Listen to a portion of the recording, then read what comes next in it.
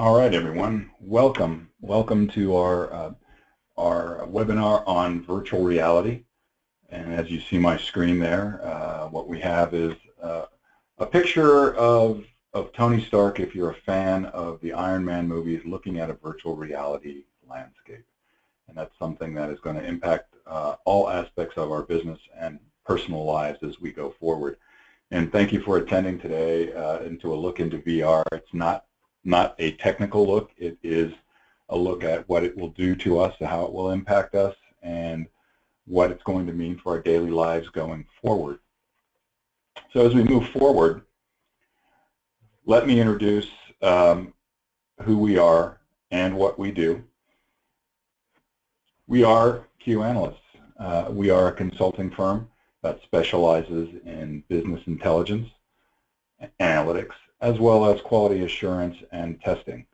So we do webinars. This is the latest in our series of webinars we're doing.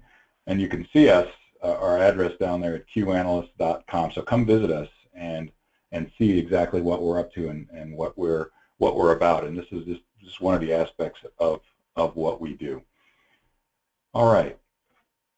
Let's get into the meat of it. What is virtual reality? It's really not just one thing. It's actually two things, at least. Virtual reality, as we think of it, is really an aspect, and you see this gaming aspect down here. The VR part of virtual reality is an experience simulating immersive physical presence. In other words, this world doesn't really exist. This view doesn't really exist. It's an alternate reality, and you're looking at it generated not at all in the world that you think about. And the ultimate expression, if you're familiar with Star Trek, would be a holodeck. It's a completely immersive virtual environment, completely. The flip side of that is something we call augmented reality, AR. And that's an experience that supplements an overview or an overlay on top of that live physical world with digital assets. And you can look and you can see in this picture, who's ever viewing the real world, you can see overlays of shopping, seafoods, Prudential Center, maybe this is Boston, I don't know. But at any rate, you can see what's happening in an augmented reality. You have your normal view of reality and you're augmenting digital assets over that. Obviously, someone's walking on the street here. Might be okay, your attention may vary a little bit. In virtual reality, would not recommend walking across the street or doing anything while you're not even in control of what you're seeing on that environment at all. So there's really two pieces to VR. It's a totally virtual experience, or it's an augmented reality experience. And that's really what we're dealing with as we talk about VR, two separate events. So is it brand new? It's in the news today. Everybody's talking about VR. The major players in the world, the Googles, the Facebooks, the Microsofts, all the phone manufacturers, the network providers, they're all jumping on a VR bandwagon right now. It is a hot topic, but is it new? Answer, no, of course not. You can look at this timeline. 1962, Morton Heilig, way ahead of his time, created the Sensorama, a 3D display vibrating seat and scent producer in a movie theater. That's really what's considered to be the first virtual. Obviously, it was augmented at that stage, right? So way back in 1962, so it's not a new concept, not a new concept. Certainly by 1966, during the Vietnam War, we had the Super Cockpit. It's a flight simulator for Air Force. Probably the first adopters of virtual or augmented reality is learning to fly those planes in simulated dogfights.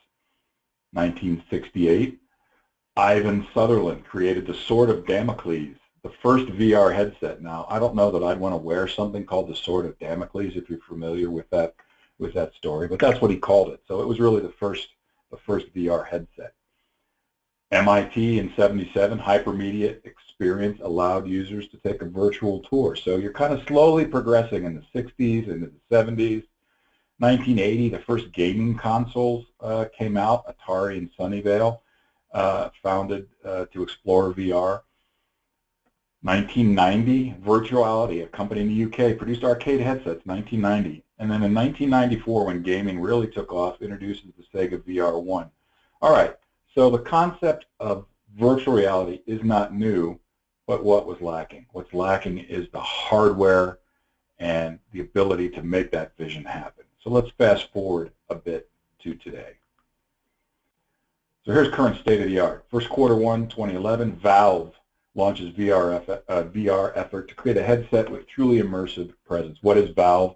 Valve is an online gaming company, and their product in a networking mode is called Steam. So in 2011, 5 years ago, we were thinking about virtual reality. Oculus crowdfunds, promising a $300 headset. That will happen eventually. The headsets certainly aren't $300 now, but Oculus was built and crowdfunded in October 2012. 2 years later, no, not quite, 2 years later, Facebook acquires Oculus for a reported $2 billion. You don't spend $2 billion on anything without thinking the promise is there. Google releases Cardboard, a do-it-yourself kit wrapped around your cell phone in June of 2014, not that long ago. Valve and HTC, the headset manufacturer, releases the Vive VR headset. And here we are, first quarter 2016, Oculus releases Rift, a VR headset. You can see a picture of it there. Sony plans to release PlayStation VR headset for PS4. So well-known names are getting into the technology, getting into the presence, getting into the idea of offering VR. The hardware is starting to catch up with the vision. Okay, so what does it really mean to us? What's the impact on our lives? The first thing, at least the first thing that came to my mind was, what does it mean in healthcare? Because everyone knows there's a lot of technology in healthcare, from scanners to automatic reading to things that are implantable, defibrillators, all sorts of things. The technology is there, but what's there for VR in healthcare? Open Biomedical Initiative. It's an initiative founded on building visual stimulation with force feedback technology that a surgeon can experience. So, don't focus too much on what you see in the headset there. It's a little bit too graphic maybe as an operation. But what do we have here? We actually have a cancer surgeon doing an operation aided by technology. Obviously, he's doing an augmented reality. He's getting force feedback. He's seeing what he needs to see to perform that operation. And also, that's all being recorded so that when you're training surgeons to do that, you can have another surgeon replay that, get the haptic force feedback, and as much as possible relive that event of that surgery. And it just makes for better doctors, better health care. And as it is a virtual event, the learning doctor doesn't need to be physically present. It could be anywhere in the world, as long as the network is there to sustain the ability to provide that experience virtually, and he has a tie-in on that headset. So when you think of VR in healthcare, that's normally what you think of is a surgical type of event, but that is not the only type of event that can happen in VR in healthcare. So here's a company called Symbionics, and this is kind of a neat picture and a neat company. If you look at this device here, it kind of harkens back to the 1930s. You get this big clunky machine with a lot of angular projections out of it. But what is it really? This is an angiomentor. So what this actually is, you see the doctor, presumably the doctor or the doctor in training, he's actually doing something right here in a cardio event. He's likely doing a catheterization of some cardio event here, placing a stent maybe, or doing an angiogram, whatever it is. But is he really? No, it's a simulation. This is a machine with feedback and results and monitoring so that they can train doctors to perform these operations with this simulator. Now, this simulator has 16 different simulations of things you can do, And yes, he's right where the machine is. He's hooked up right here. And is that really necessary to be in place to do that? No, it really isn't. If you think about it, what you could do is you could sever this connection right here if you wanted to, and sever this connection right here if you wanted to. Place this machine anywhere and place this doctor anywhere as long as you had the right feedback, and you could train 1 doctor, 2 doctors, 300 doctors on this simulation at any given time. So it's a pretty impressive mechanism for training, and you can do it over and over again and get the techniques down. So that's what you think about. It's another thing you can think about in healthcare. And finally, in healthcare, it's not just the device. It's people doing content. This Shift VR company is a company that is designed to build content.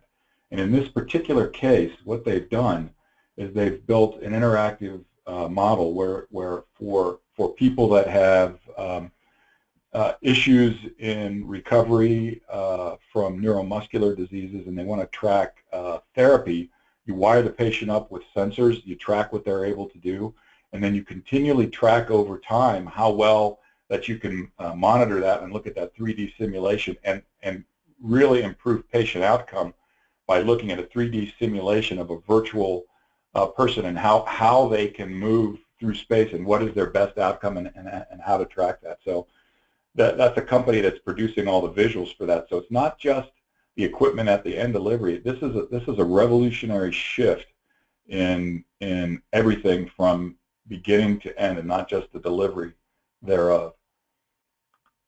What else? Virtual reality in shopping. The concept of play before you pay. So what do we have here? On the right-hand side, here's a guy with an Oculus headset, and you can see him working his controls here. You see a little bit of the graphic on the right. Blow that up, and what do we have? Oh, he's thinking about buying a drone. All right, fine. Do I really like this drone? Well, let me play with it virtually in real time, see how it works. And if you're really interested, it's a pretty neat video. Go to 6 Sense and look at the video on YouTube. So he can play with this drone, see how it flies, does he like it? And if he does, he can take this, drag it right into a shopping cart, and I just bought the drone because I played with it before I bought it. And that's really what the shopping experience is about. And that is a very, very neat thing to do. Think about virtual test drives. If you're a car manufacturer, whether or not you're a domestic or a foreign car manufacturer, how nice would it be?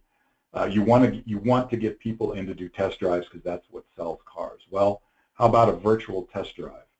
Put you in the seat, put whatever car we sell, we'll put you on a test track, we'll put you in a neat place, and you virtually drive it and see what it's like to drive this car through its paces without possibly even having to go into the showroom, but just being able to do it. Clothes, you can do body scanning. You can do a body scanner. Do I like this? Does it fit? Do I like the colors? You can select a virtual model, an alter size, color, anything. And a real-life example today is Home Depot. If you've seen that commercial on TV, you have the app in your phone. What's it going to look like in my house if I paint this wall this color? Well, now you can do that virtually. Let's look at a picture of your house, overlay the color. No, don't like that one. Let's pick a different color.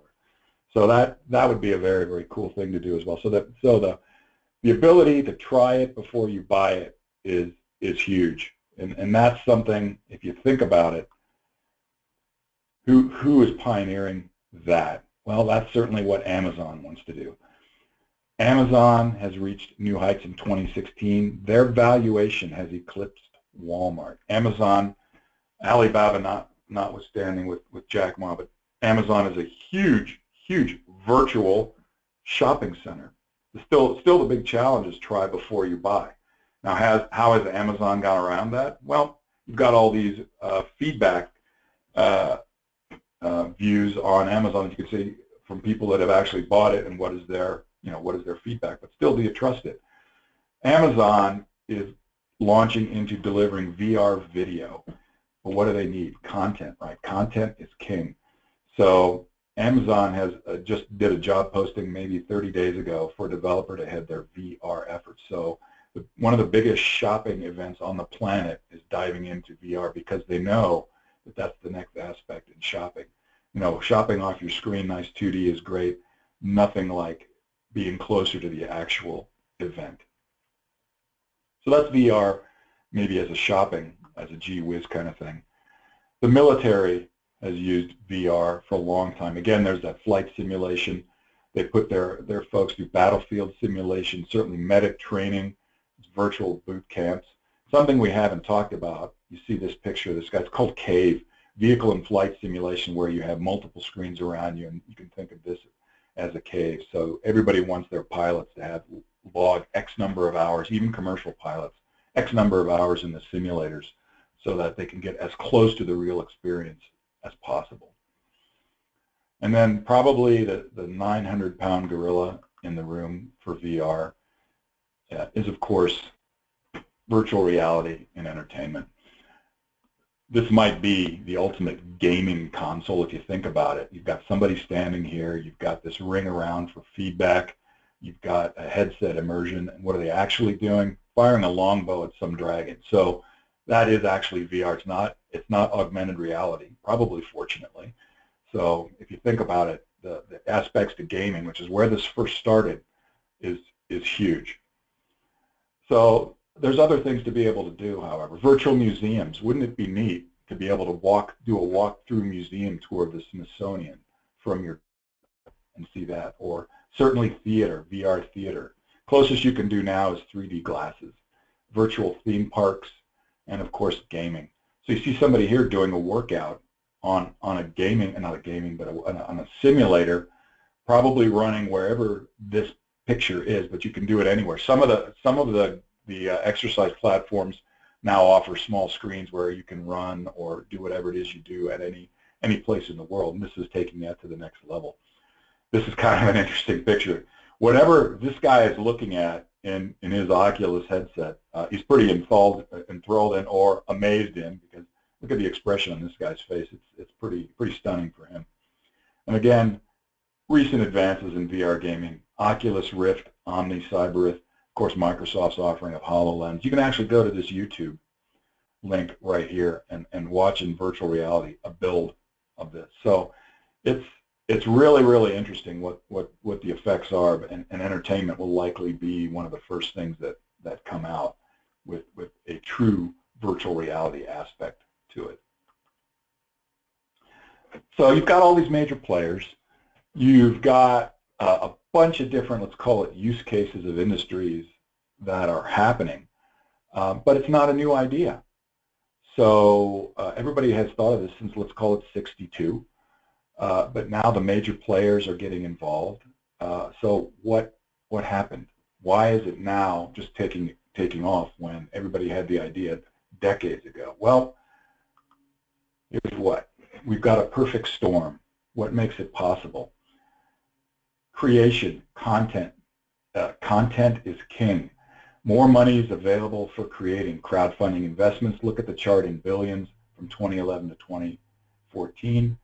Look at the amount of content that's being created. Hours of video uploaded every minute on YouTube, and I'll have a graphic a little bit later to show you what happens in an internet minute in terms of content. But look at this content. Look at this chart. That's going off the rails on this one. It's more than a 45% angle going up. So content's being created, but that doesn't mean anything until you can get it out there, and that's where distribution comes in. Look at the cost of bandwidth, 1,000 megabit per second, gigasecond. Back in 2000, for you to sustain a gigasecond cost you, close to $1,400 bucks. Look at what's done with the cost of hardware. Now you're in 2015.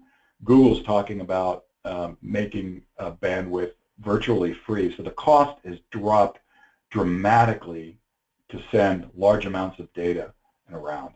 But you also need the audience for it. So look at the number of billions of people that now are going onto the internet. You're upwards of 3 billion people having access to the internet, and there's 7 billion people on the planet, right? So you've got one heck of an audience sitting out there. That's only two-thirds of that pie. What's the last third? The devices. This is where the hardware is catching up. So more people can afford computing devices. Here's the computing cost per 1 million transistors. Back in 2000, pretty expensive, $7 per million transistors, and there's a lot of transistors sitting in this equipment. By the time we're down at 2014, same graph in distribution. It's getting cheap to build hardware. And again, what about that hardware? Who has it? Look at the number of smartphones. 2015, 2 billion, billion with a B, smartphones out there. So you really, really have the perfect storm. You've got the content being created, and it's available and cheap to do. You've got the distribution pipeline in effect. You can actually get it out there, and you've got an audience. So that is what you need to make virtual reality happen.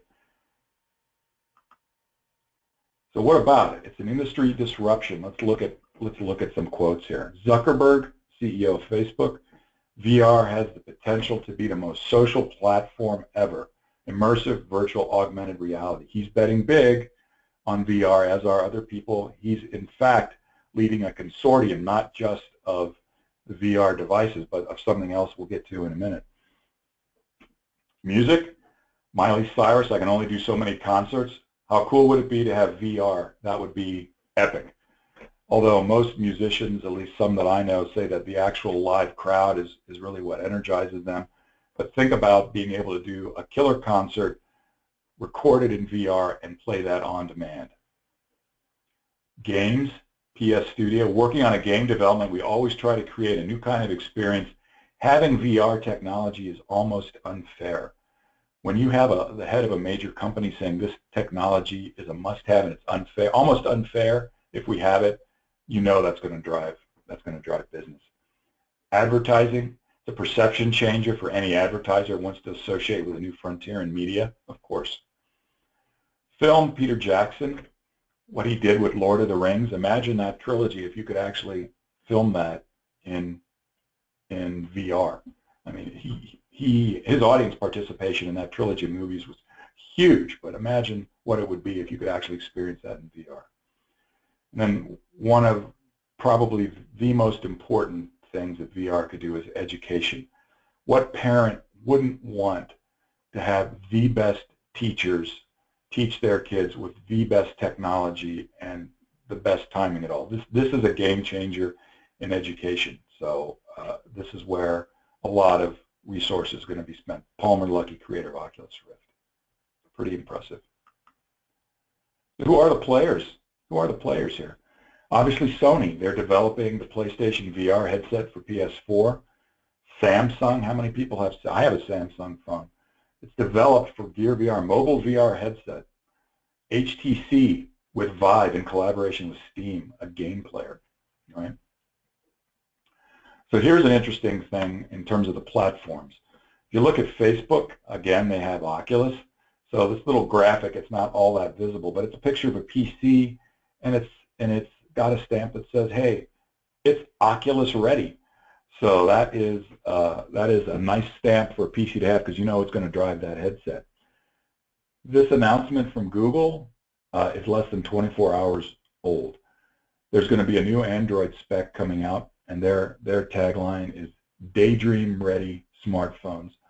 So this is a controller. It's a headset that will take that phone, and if you want a VR experience, it will give you that VR experience over the phone, but it will integrate nicely with what the phone is. If you get messages coming through, you get texts coming through, there's a way to have that experience where you don't lose your phone just because you're doing VR. And that is a pretty powerful message to give. And of course, Microsoft is in there as well.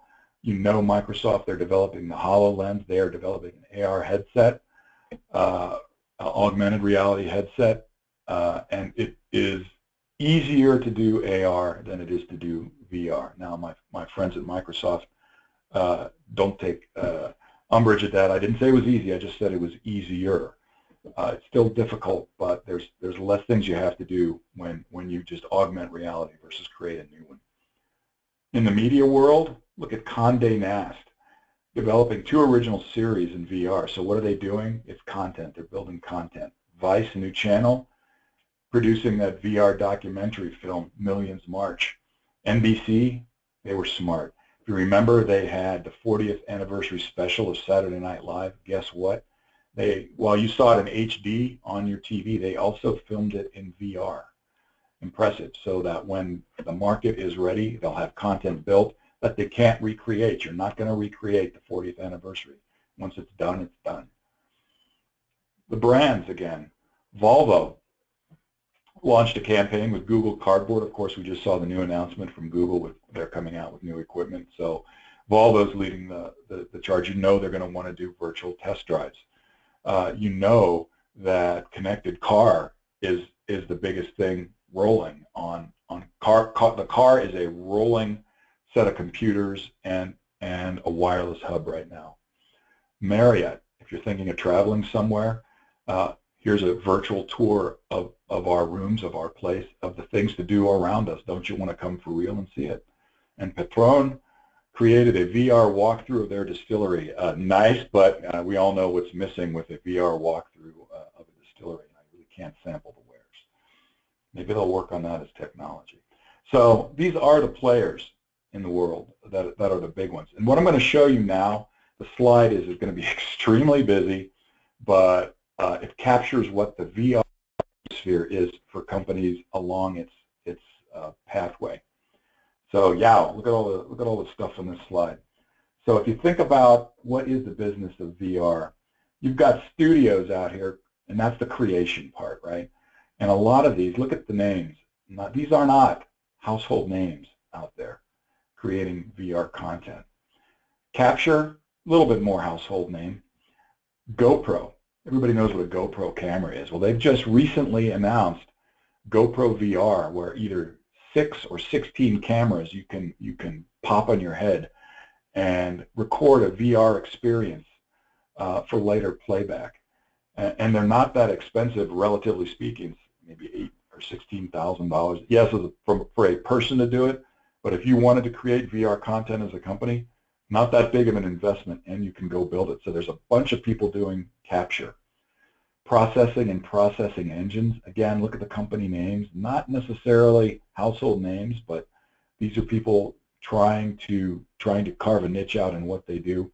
Building content and then distributing it. Back to the distribution. So again, here's the names that are becoming more mainstream. Everyone knows YouTube. Obviously, Apple iTunes. Oculus, this is a Samsung offering, Google Play. So here's the distribution. Here's the companies, some of them doing the distribution of it. So if you look at it, down here is where the rubber meets the road. Input, output. Here's the companies caring about what goes in, how that transfer goes to that headset. Some names, again, Oculus playing in that path as well, and a few other names in there. And then we get to the real heart of it, the display. And it's built into two different sections here. Console PC based, in other words, you need a powerful set of computing equipment to pump that 3D experience to that headset. Or the differentiation line of mobile. Here's some companies playing in the mobile space where you deliver virtual reality just to the headset itself. Obviously, everybody's going to want to play in this. You don't want to be tethered forever to a device. As computing power gets faster and faster, it'll get smaller and smaller, as we know.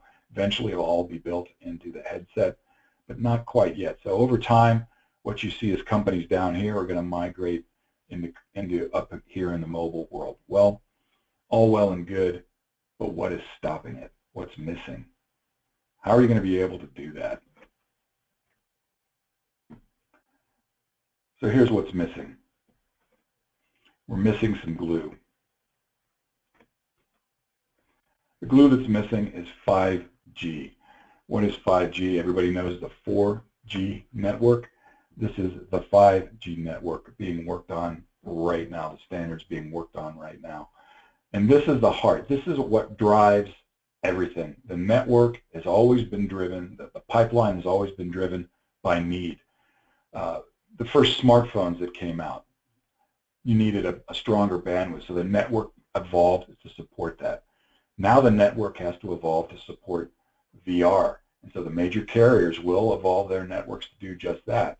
But it is a more difficult maneuver to do, and here's why. So 5G networks hold everything together. The current 4G networks, they're out there, but under the very best conditions, they have a top speed. You've got 5 bars on that 4G. You've got nothing else running on your phone. At best, you're pumping out 50 meg per second, at best. Calculations, the estimate to get a fully immersive 360 VR, you need to be pumping that network at 90 meg per second. Not quite, but almost twice as fast. And you need to do that, sustain it for thousands, if not millions, of simultaneous connections. That's a big ask of a network, but companies need to evolve to do that. It's a driving force. So I talked about Zuckerberg earlier. One of the consortiums he's involved with is working with various network companies, all well known, to get that alliance, get those standards put in place, and build that 5G network out so that you can do a truly mobile VR experience. This idea of VR now coming to fruition, it is like the Wild West. You saw all the companies involved. Standards need to be driven, and it is a disruptive event larger than the Apple iPhone was to cell phones. It will be. What's it worth, though?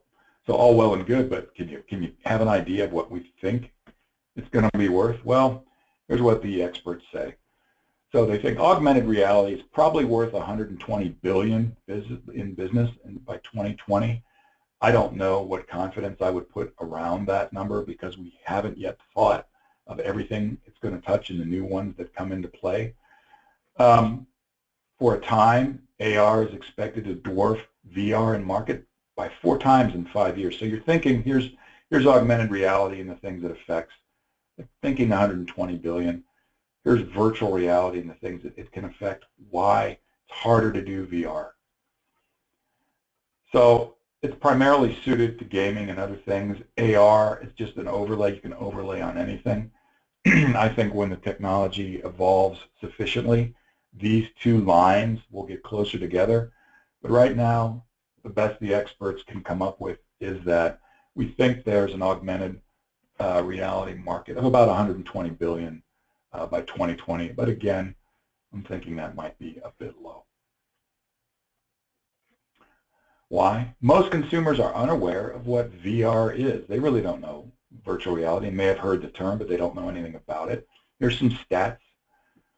6 million Americans say they intend to purchase a PlayStation VR this year versus 5 million for Oculus, 2 million for HTC Vive. Are they really purchasing it for VR or just the next PlayStation? Unknown. Either way, the problem is supply chain. Production will not be able to fulfill PC headset demands even at that current rate. So the equipment manufacturers really have to retool to come out with that. Brand awareness.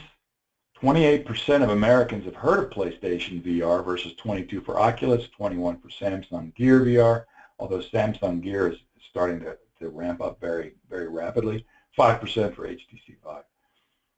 52% are uninterested in purchasing a device or don't know what VR is.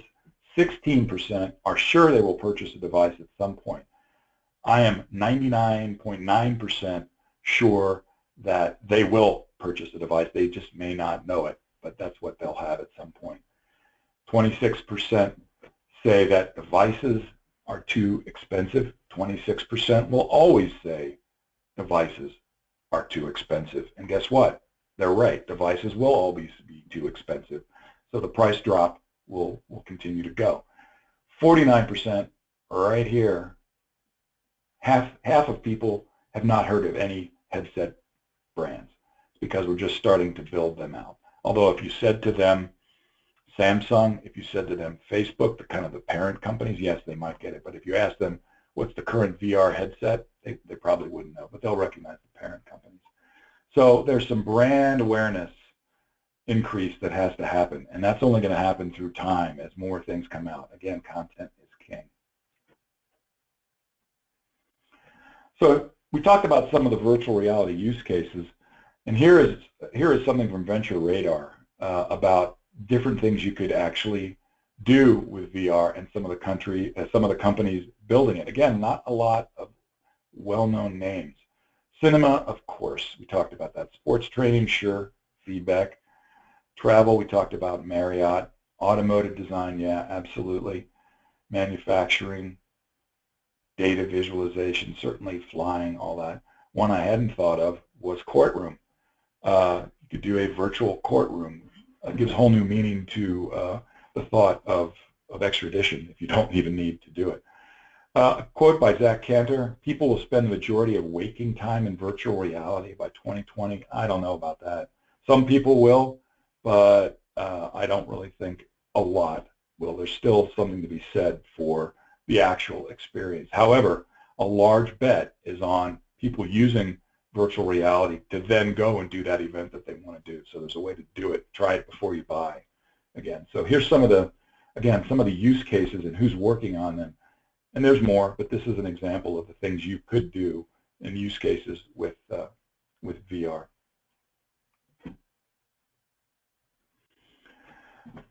So we'll get to an example. It's always fun to kind of compare two companies and what happens. So how do companies either adapt or perish when faced with disruptive technology? And VR is all about disrupting technology. Let's talk about Kodak. Everybody knows who Kodak is, or was. They pioneered the development of emulsion-based camera film. Everybody, at least of a sufficient age, has heard of Kodachrome, maybe a little less Ektachrome. Paul Simon wrote a song about Kodachrome, but what was it? It's an emulsion-based film for 35mm cameras. They came out with the first Brownie camera in 1900. Believe it or not, they developed a digital camera in 1975. This is Kodak developed a digital camera, but shelved the product.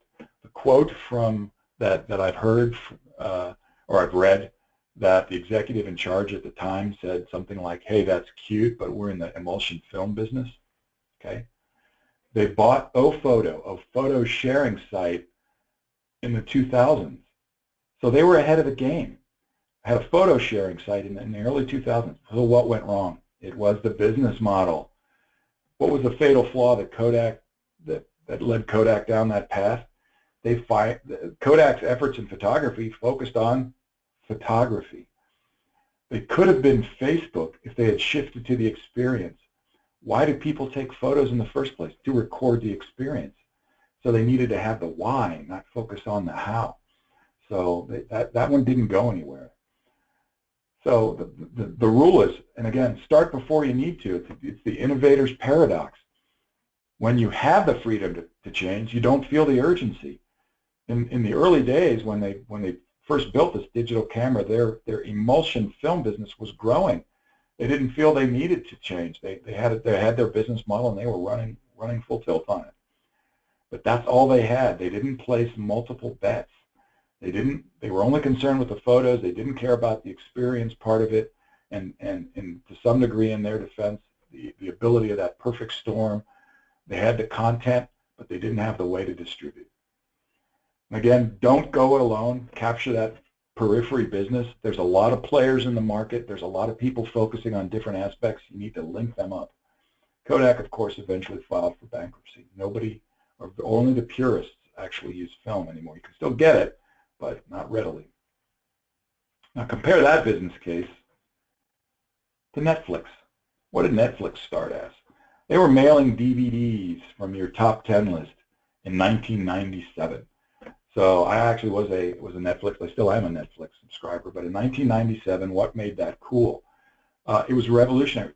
Fixed fee, we'll send you a DVD, watch it when you want, send it back, and we'll send you the next one on the list. Excellent. I'm in control. I can watch it when I want. It doesn't expire. Nice. But what did that require of them as a company? It required an exorbitant supply chain, redundant storage, delivery. Everybody wants the latest and greatest release. So it's not like a fruitcake. Every Christmas there's only one and somebody in the world gets it.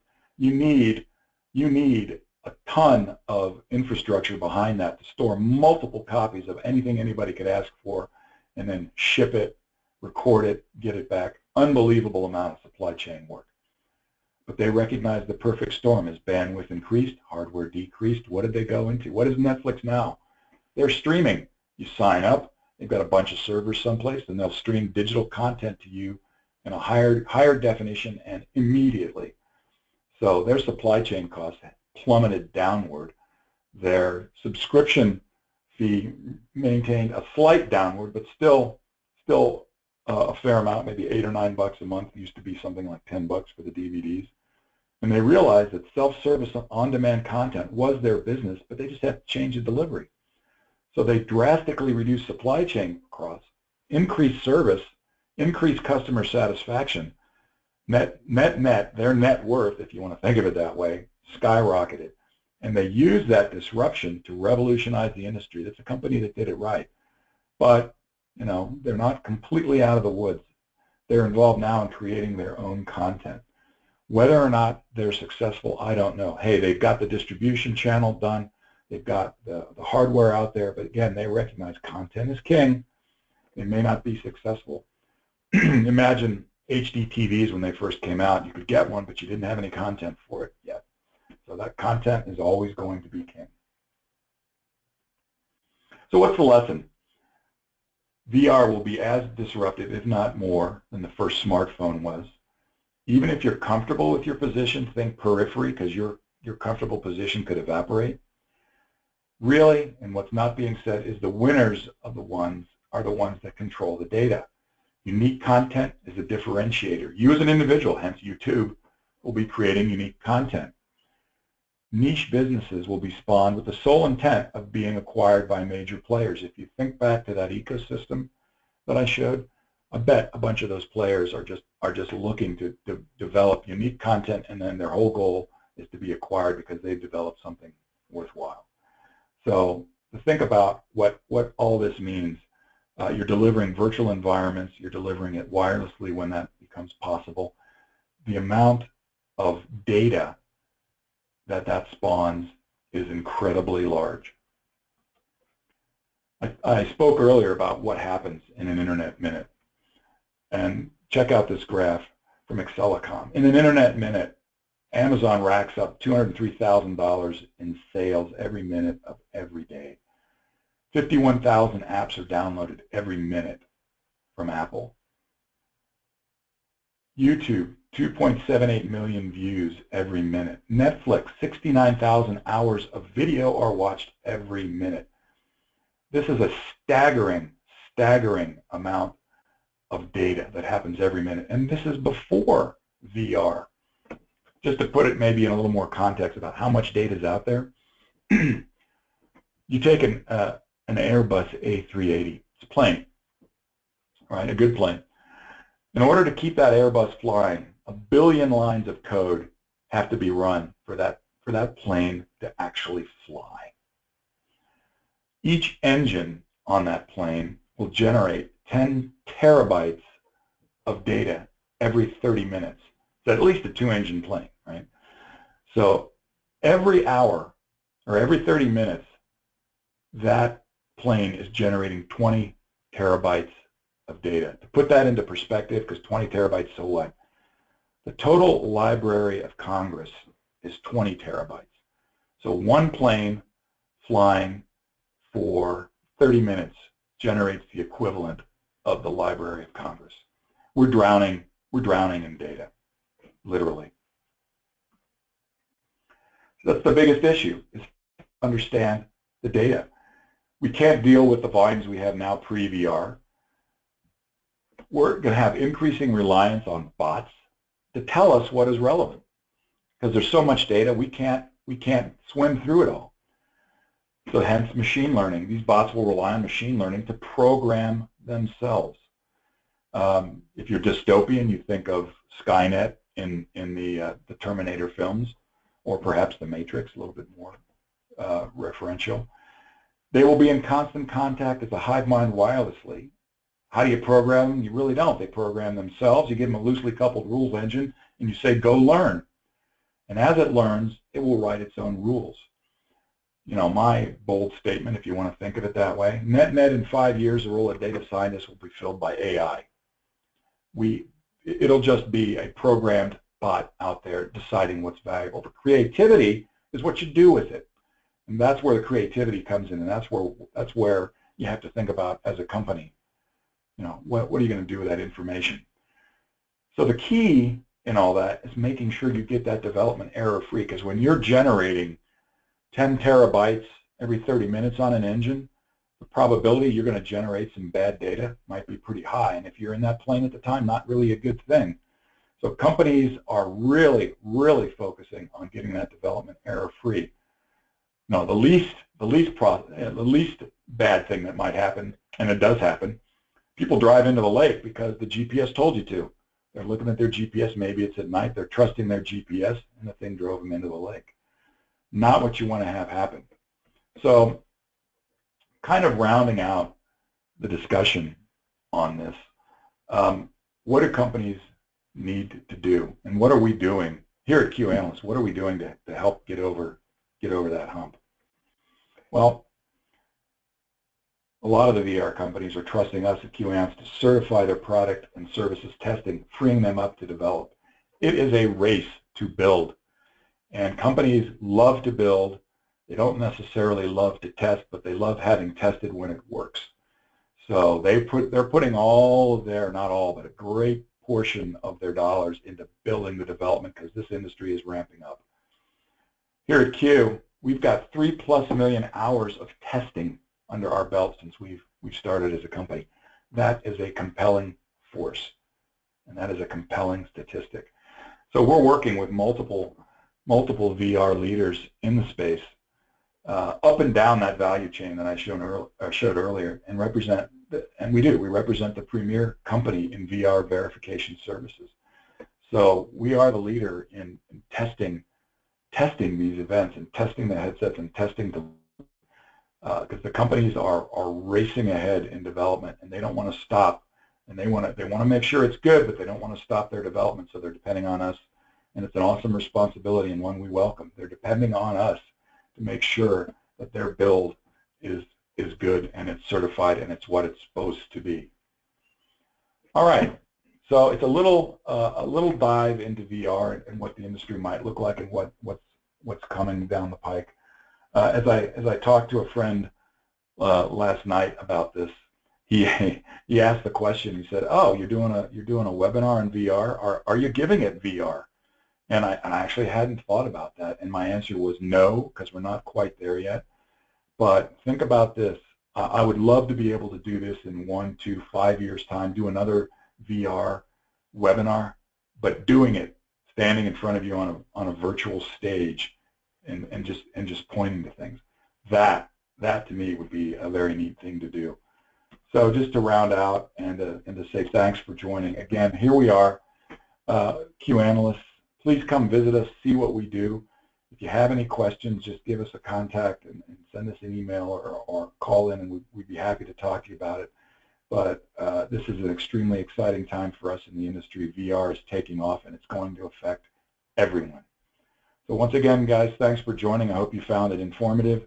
We'll have this on our website at some point right after the broadcast as a recorded session. If you want to go back and review anything, you'll be able to do that. Go out, make it a great day, and thanks for joining.